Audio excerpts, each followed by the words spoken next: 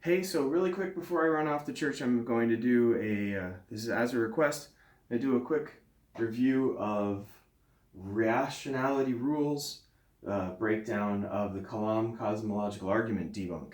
And this is by request from Gabriel. So, Gabriel, hope you enjoy this one while it stays up. Exist has a cause. The universe began to exist. Therefore, the universe has a cause. Before we proceed to debunk this argument, it should be stated that William Lane Craig is predominantly responsible for restoring its popularity, as in 1979 he So, right off the bat, you're going to see his big debate technique, right?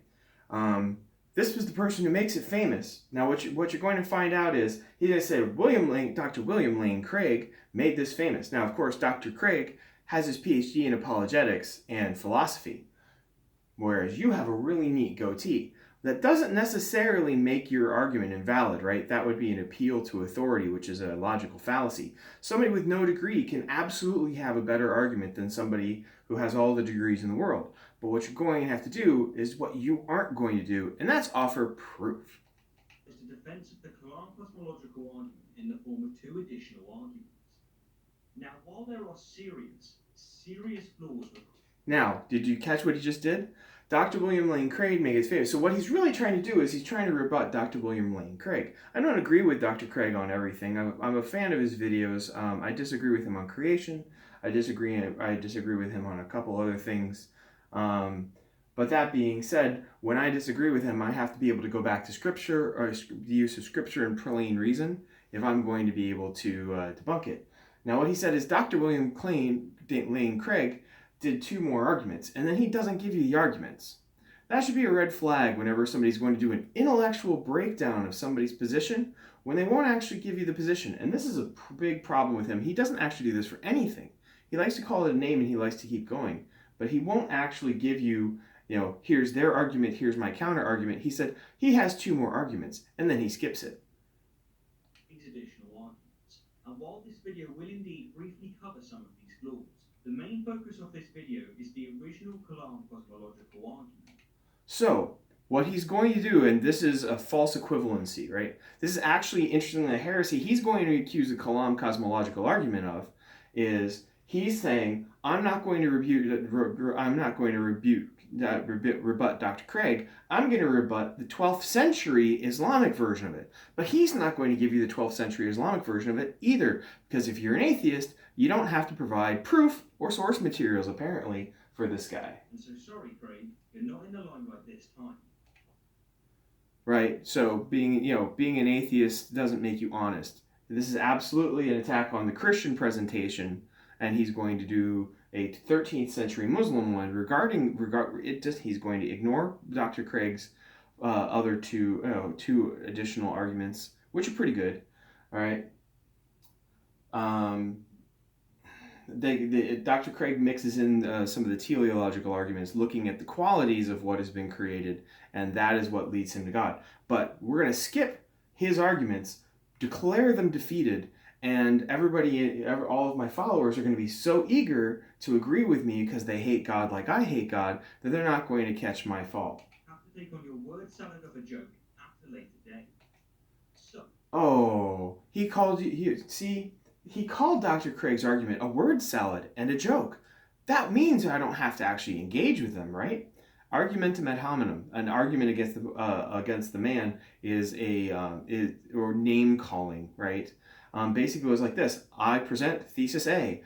My opponent says you're a poo-poo head. I therefore declare victory.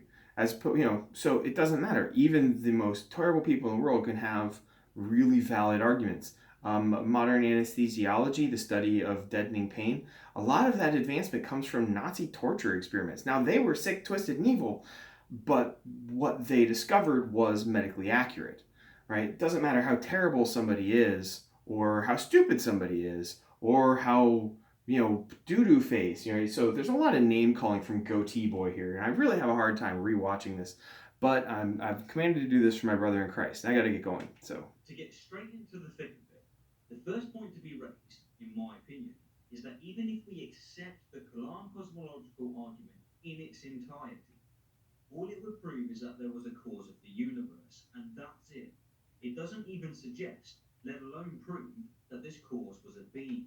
And it certainly doesn't suggest that this cause was a being that is eternal, omnipotent, omniscient, omnipresent, omnibenevolent, personal, and moral.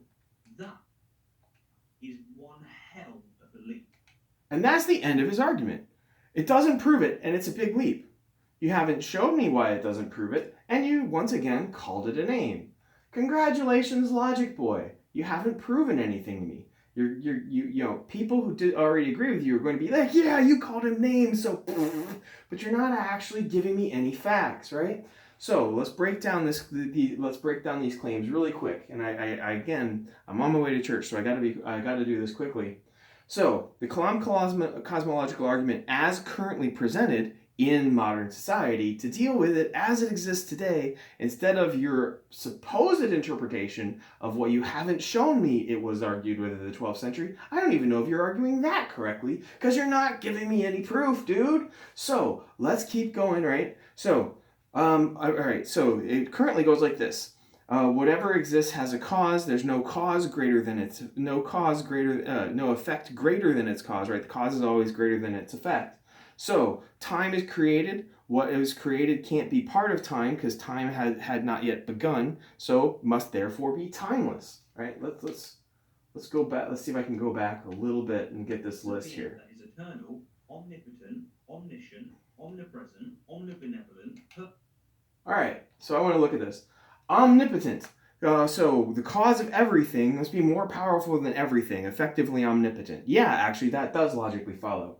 Knowing everything. Well, that from which all things, including the apparent intelligent and design. And here's one of the interesting things that's come around since in modern terms is the Kalam cosmological argument is right now commonly combined with the teleological argument, and the teleological argument looks at the apparent intelligent design and creation. It says this seems to indicate that it was created by an intelligence. And this is something he's going to ignore because the Muslims didn't emphasize it, because back in the 13th century, nobody was arguing that an unintelligent force would create the world. All right?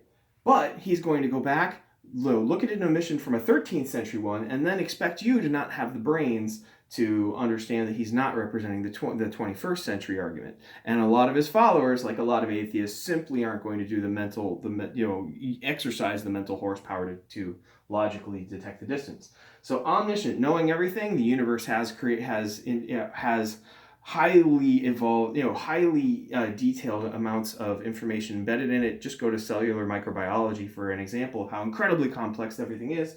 This does end. You can't create something that you don't know. All right, that's pretty good. Omnipresence, being everywhere, God being everywhere. I kind of agree with him on this one. The Kalam cosmological argument isn't necessarily an argument for the omnipresence of God.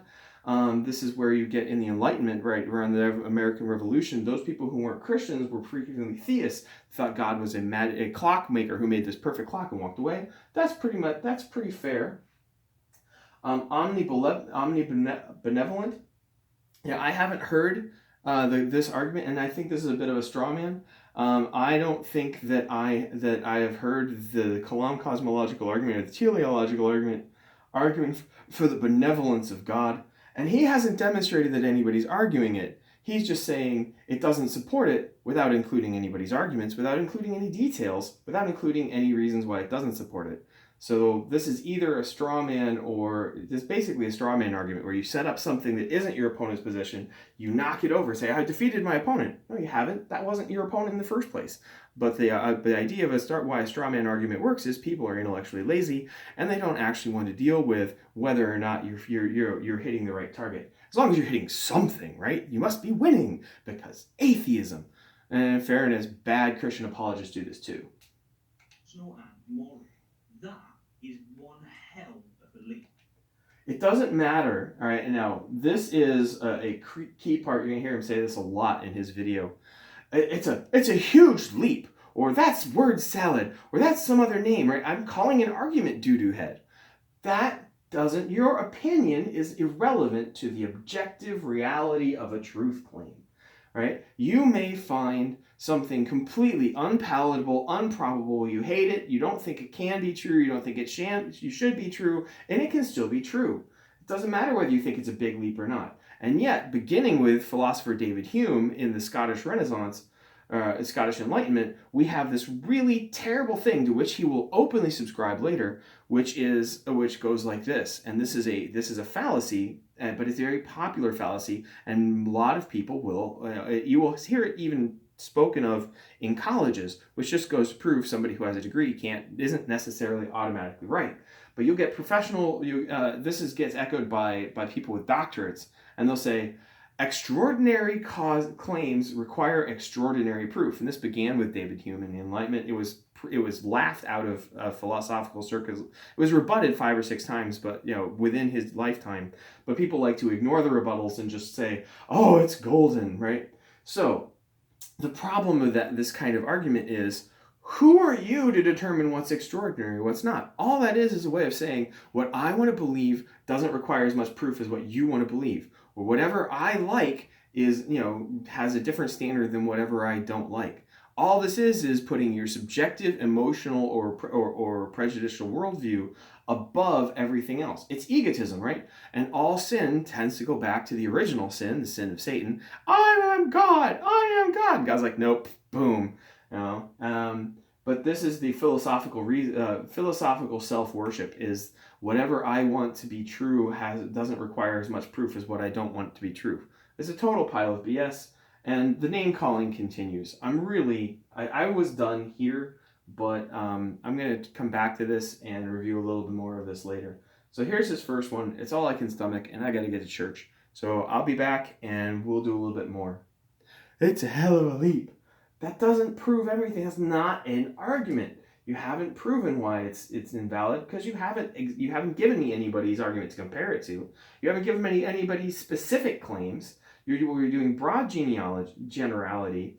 You're saying you're critiquing a 12th century argument so that you can avoid dealing with a 21st century argument, and then you immediately jump back to saying it disproves the 21st century argument. I'm sorry, guy. Not only are you using bad theory, you're lying about what you're doing. This is when I would normally walk away, because you're not being honest, you're not being intellectually accurate, you're not doing enough homework to give me anything other than your conclusions to deal with, and your conclusions are self-contradictory.